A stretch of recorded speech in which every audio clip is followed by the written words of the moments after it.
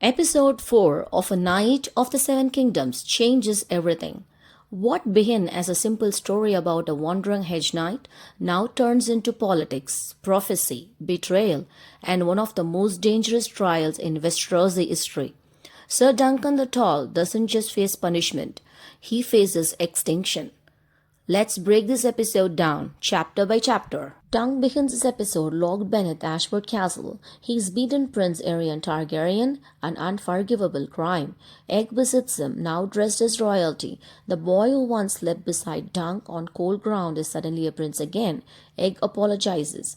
Dunk doesn't comfort him. Instead, he reminds Egg that being royal comes with responsibility. Prince Baelor soon arrives. He explains Dunk will be formally charged and quietly advises him to demand trial by combat. It's Dunk's only chance. The Trial of Seven is one of the oldest laws in Westeros. Instead of one fighter, 7 champions face 7, 14 warriors, 1 judgment. The number 7 honors the 7 gods, meaning the gods themselves decide who is innocent. But Prince Aerion doesn't choose this trial for faith. He chooses it because Dunk is an hedge knight. No house, no army, no allies. If Dunk fails to find 6 men to stand beside him, the verdict is already decided. No fight, instant guilt. So this isn't a justice, it's a trap. And that's why Prince Baelor riding in for Dunk changes everything. Dunk receives his newly painted shield. Tansy left it behind before fleeing.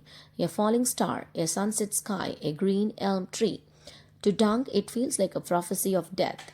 But Stilly reminds him the elm still lives. Sometimes hope hides in quiet places. Prince Darren visits Dunk. He is drunk, ashamed, and terrified. He admits he once dreamed a dragon fell on Dunk. But Dunk survived, but the dragon didn't. Darren is a dragon dreamer, a Targaryen gifted with prophetic visions. His message is clear, one way or another. Dunk will be connected to the death of a Targaryen. This isn't just a fight anymore, it's destiny. Sir Stefan Forsaway promises Dunk a sword, but at the last moment he defects to Aerion, a brutal betrayal. His cousin Raymond immediately asks to be knighted so he can replace him. Still Dunk is short one man. Without a 7th sword, the trial ends before it begins. Unknown to Dunk, Egg has been working behind the scenes. He recruits Lionel Baratheon, Robin Riesling, Beesbury, Harding. The boy who once followed Dunk quietly now commands knights. Egg is learning how kings are made, not through power, through loyalty. Dunk makes a final speech to the crowd. He reminds them he defended Tansley because it was right. He begs for honor, silence, mockery.